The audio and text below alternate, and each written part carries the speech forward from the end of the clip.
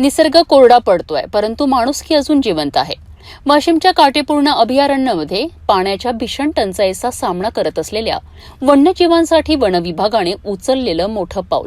कडक उन्हात तहानलेले जीव वाचवण्याकरिता सुरू आहे वॉटर मिशन. काय आहे हे विशेष उपाय? वाशिम जिल्ह्यातील काटेपूर्ण अभयारण्यात उन्हाळ्याचा तडाखा दिवसेंदिवस तीव्र होत आहे.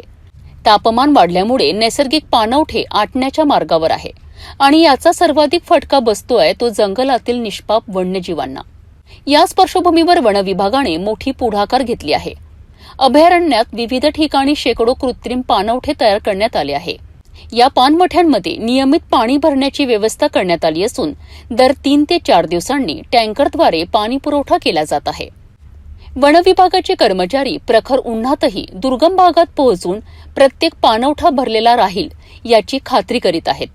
यामुळे जंगलातील हरण, नीलगाय आणि रानडुक्कर यांसारख्या वन्यजीवांना मोठा दिलासा मिळतोय. पाण्यासाठी भटकंती कमी झाल्याने वन्यजीव आणि मानवी वस्त्यांमधील संघर्षही कमी होण्याची शक्यता व्यक्त केली जात आहे. एकीकडे उन्हाचा कहर, परंतु दुसरीकडे वनविभागाची ही संवेदनशीलता, हीच खरी मानवता आणि निसर्ग संवर्धनाची जाणीव आहे. उन्हाचा तडाखा कितीही वाढला तरी जंगलातील जीव वाचवण्याकरिता सुरू असलेली ही धडपड खरोखरच कौतुकास्पद आहे.